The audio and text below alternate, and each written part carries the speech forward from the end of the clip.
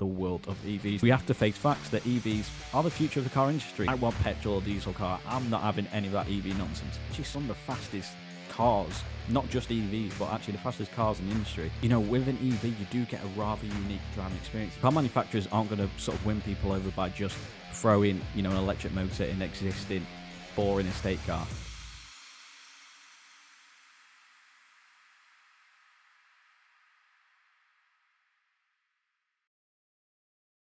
Hello and welcome to another episode of the Let's Talk Cars podcast, a podcast in association with the Holdcroft Motor Group. Now, this is a show where we talk all things from engines to exhaust, giving you the latest news and updates from the motoring world. And today, even though I said we talk about engines, we're not necessarily talking about engines in a sense, because today, as you've already guessed, we are going to be talking about the world of EVs, the very much marmite world of EVs. I feel like some people love them, some people loathe them. However, we have to face facts that EVs are the future of the car industry. So at some time or another, we're going to have to sort of get used to them. So today we're going to delve deeper into the world of EVs, maybe try and convince you into getting an EV. Maybe some people are very much firm to the ground. I want petrol or diesel car. I'm not having any of that EV nonsense. But maybe some of you might be swayed in this episode. So then, the world of EVs. Very much marmite topic at the moment. You know, there's a lot of news about the EV market. Is it crashing? Is it going to be popular? I feel like there's very much a 50-50 split on whether people love EVs or whether people hate them. But hate them at the minute, at some point or another, you're going to have to start getting on board with EVs. In 2030, I'm sure we're all aware that the sale of brand new petrol diesel cars is banned under government legislation. So we're going to have to start getting on board with the electrification of cars. And I feel like in the last couple of years, the car industry has really ramped up not only its technology, but I think its focus on EVs. Obviously, that's going to happen. The fact that in 2030, we all need to be driving EVs. Maybe not all of us driving EVs, but you know what I mean. Because if you look in the last year or so, it seems like there's more and more unique looking EVs and very much practical EVs. You know, the ranges are only getting longer and longer. And off the top of my head, if we just reel off some EVs that were released in the last year, you've got the all-new MG4, a very stunning looking car. You've then got the Ioniq 6, which was pretty much officially released earlier this year. The Nissan Aria, just to name a few. There's so many more unique styles. And I feel like when the Nissan Leaf come out in 2010, it was very much a small hatchback. And I feel like there was a lot of cars at the time, you know, EVs coming out, that weren't necessarily revolutionary in terms of its design. But if you look at them now, each new EV that comes out has its own stance, has its own unique look. And I feel like this is the way to go. Car manufacturers aren't going to sort of win people over by just throwing, you know, an electric motor in an existing boring estate car. They're going to have to try something different. And you know what? That's what they're doing. So love them or loathe EVs at the minute. You're going to have to, unfortunately, you're going to have to get on board with them. You know, leave that petrol at home. You are going to have to get on board with EVs at some point or another. But where did EVs all come from? Let's go on a little history lesson here. Let's go back to 1832 with inventor Robert Anderson developing the first crude electric vehicle. However, it wasn't until the 1870s that the electric vehicles, you know, actually become rather practical. I mean, in 2010, EVs weren't exactly practical, so God knows what they were doing back in 1870. But it wasn't until the turn of the 20th century that EVs were starting to become, you know, more popular. Yes, they had the technology, the infrastructure there to build an electric battery, but it wasn't actually until the turn of the 20th century that it become a lot more popular and very popular amongst the women. You know, if you were a bloke in, you know, 1901 with an EV, you were front in line to get all the cheekers, let me tell you. Because obviously they were quiet, they didn't emit these smelly gases that cars used to back in them days. So they're obviously going to be popular, you know, with the really posh women of society. But then, around about the 1920s, the EV market pretty much went extinct. It was non-existent. And that's because cheap crude oil in America meant that more and more people could own, you know, just nicer cars. So there was no need for EVs, and it wasn't really until the late 90s, until sort of the EV and hybrid industry really started to ramp up with the release of a very popular vehicle, which actually celebrities all got on board with. At the time when this was first released, this was massive. I'm sure we've all heard of this car. I'm sure there's a lot of people out there that love this car. Some people might absolutely hate it. But that was the Toyota Prius. It's almost a household name, the Toyota Prius now. Yes, you could argue it's not exactly the most great looking car, you know, let's admit. However, when that first came out, that's groundbreaking. It was the first fully hybrid vehicle, a vehicle that you can put petrol in, but they can also run off electricity. And it was the first mass-produced hybrid. So really, that was the turning point for the EV market, because then since then, we've seen more development in the hybrid vehicle industry. We've then seen fully electric cars come out and pretty much fully practical electric cars out. In 2010, the Nissan Leaf come out. And when it first came out, I feel like it wasn't revolutionary in terms of design. I mentioned before how previous EVs haven't exactly been really nice to look at. And I feel like the first model Nissan Leaf, although it was revolutionary in terms of it's a rather practical EV with, a decent mile range. But then if you look at it compared to now, you can see where the advancement in technology has come. The new Nissan Leaf model is just, leaps and bounds above what it used to be. The first generation Nissan Leaf almost looked like a bit of a bubble car. Looks like someone a cartoon character would drive. Now it's sleek, and them alloy wheels, which I do think are very Marmite as well. I'm a massive fan of them. But you can see where the advancements in technology has come. So then since the EV market has grown, it's got bigger and bigger. There's now hundreds of different EV models, all offering different ranges, different price tags. But now we're all caught up on sort of the history of EVs, where it started and where we are today. Let's delve a little deeper into the EV world. Maybe try and convince you to get into the world of EVs. So if you are new to sort of EVs, or you may be looking at getting yourself an EV, you might be looking to make the switch, I do feel like it's a big move. If you're after a new car, the only really thing you have to worry about if it's a petrol, diesel, or even a hybrid car is, can I fit in it? Do I like it? And can I afford it? Whereas when you get looking for an EV, it's a bit different, because you've got to start thinking about, can I install a home charger? Where can I charge out on the road? Is there somewhere I can leave it when I'm in work? And we will delve deeper into the charging later on in the video. But if you are new to it, then I thought I might as well run through some few key terms, because it's a bit different in terms of engine sizes, battery sizes, etc., etc. So obviously, rather than engine size, you do have a battery size when it comes to an EV, and that is measured in kilowatt hour. Now, the higher this number is, the more electricity the battery can hold, meaning you can travel further. So for example, the Nissan Ariya comes with two battery sizes, the 63 kilowatt hour and the 87 kilowatt hour. 63 has a range of around about 250, whereas the 87 kilowatt hour has a range of upwards of 329 miles. And it just goes back to that point of how far EV technology has advanced. The fact that cars can do 329 miles. Now, there may be some people out there who very much loathe EVs and might think, yeah, but my diesel car can do upwards of 500 miles. Ultimately, how often do you do over 329 miles in one stint? Yes, there might be some people who do really long sort of, trips for work, etc. Love to do constant road trips. All right, might not be practical. But for your average day-to-day, in a working week, how often do you do 329 miles realistically? So then, going on to more key terms, when it comes to charging, now, this is where it might get a bit confusing, because the battery size is kilowatt hour. When it comes to charging, it's actually kilowatts. So there's a key difference. Kilowatt hour is the amount a battery uses, whereas kilowatt is the amount of electricity going in. So obviously, the higher this number, the faster the car will charge. It seems pretty simple once you get your head around it. Now, chargers come in all sizes, but if you are worried about charging out on the road and finding one that fits your car, now don't worry, because pretty much all EVs nowadays will have a CCS connector. This is short for Combined Charging System, and it essentially just allows for fast charging at public stations. If you go to supermarkets, if you go to a service station on the motorway, pretty much all of these will be CCS, where there might be some at your workplace where you do have to use the cable, but obviously all EVs will come with its own charging cable, so you don't need to worry about finding a slot that fits your car. No need to worry about that. And talking about charging, since we are on the topic, it seems like, some people might have the misconception that it seems only practical to have an EV if you've got a home charger. Some people might be looking at getting an EV and thinking, well, I live in a flat. How am I going to install a home charger? I don't have space on my drive, etc. I don't have anywhere to plug it in. But it's not necessarily always the case. You can own an EV without a home charger. If a home charger isn't necessarily for you, then don't worry, because you can still recharge at home without a home EV charger. Simply use a 2.3 kilowatt 3-pin cable to recharge a car, but bear in mind that using this type of charger does come with a rather large recharge time. Now that's home charging sorted, but how do you charge when you're out on the road? Now there are several websites, one being ZapMatch, which allow you to plan your route and will show you the nearest EV stations on your planned route. But to be more convenient when you're out on the road, there are also several mobile phone apps on both Android Play Store and Apple App Store, which will show you the nearest EV charging stations to you or your destination. Like websites like ZapMaps, these mobile phone apps will also show you the kilowatt outage of these chargers, the cost, and also the availability, because it also gives you updates of whether some aren't working, because you don't want to go out your way, find a public charging station, and it turns out it's not working.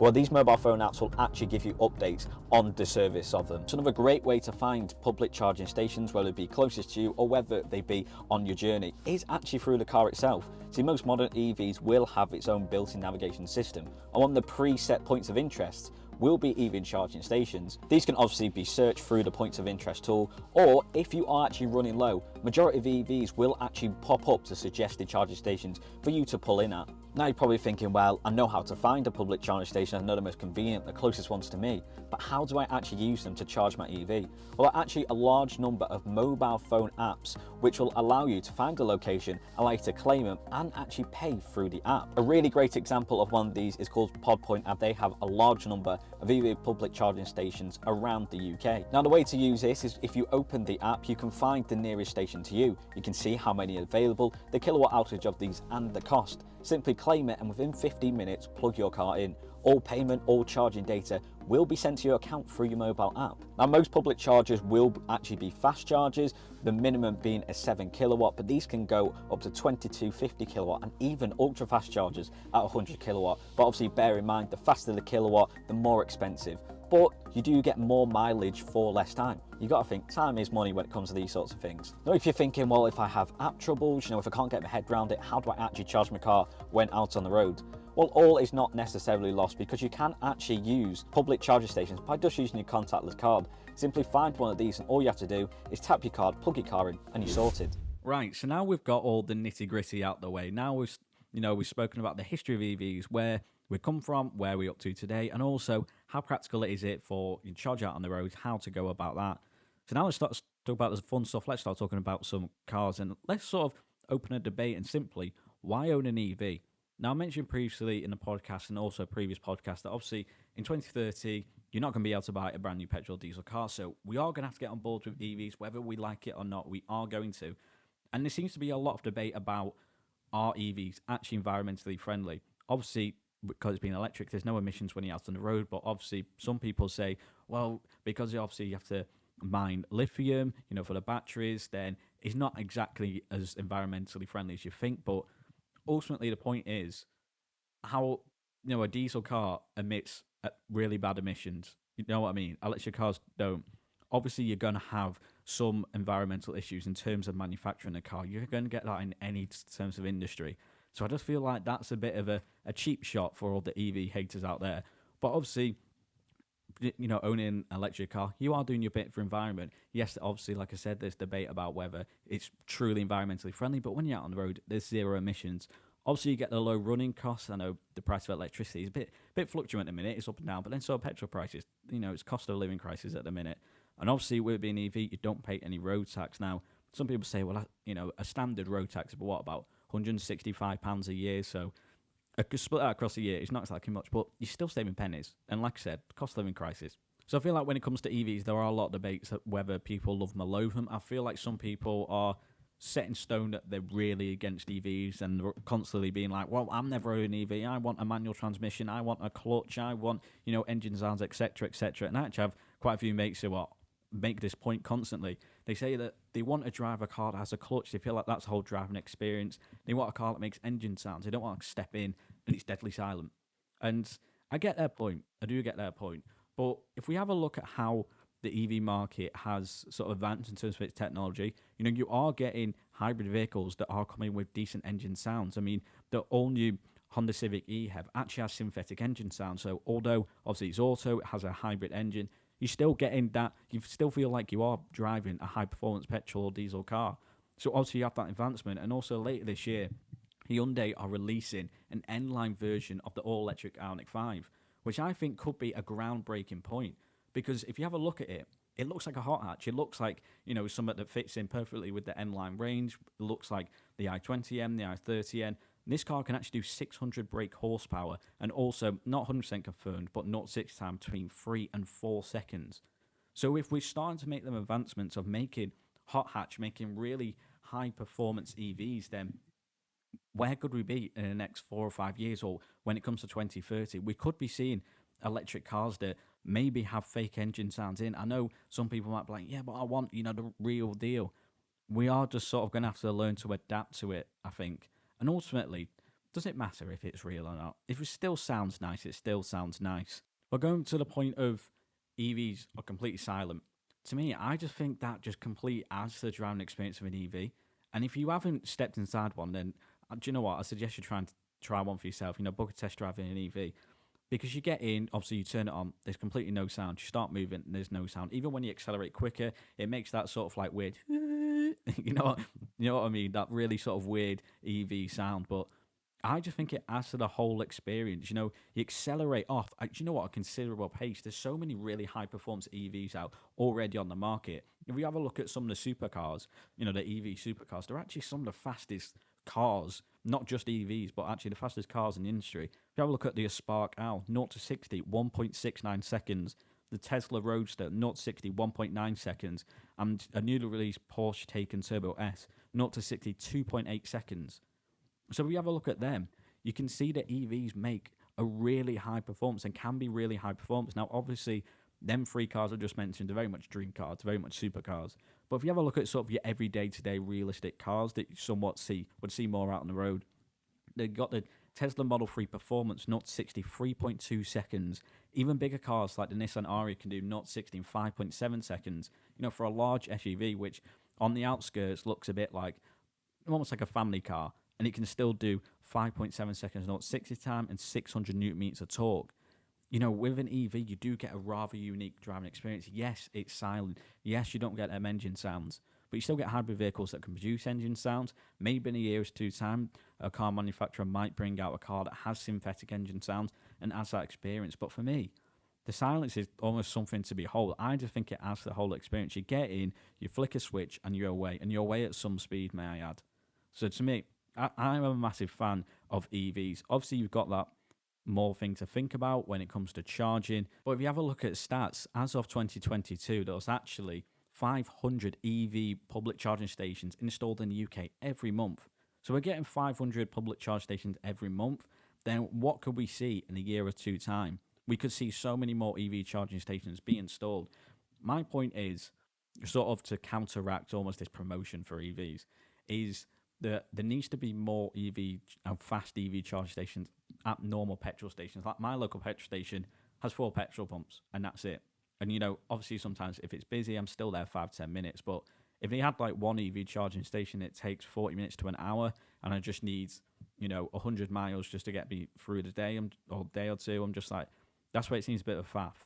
So I feel like maybe in a year or two time, as time goes on, EVs, I think, will become more and more popular. We're going to have to get used to them at the end of the day. So if you're in a position where you're somewhat debating whether you want an EV, you might be looking at the MG4 and thinking, what, that's a really unique looking car. I want a bit of that. But you're worried about what you might have heard on the streets, what you might have read online about EVs, about EV myths.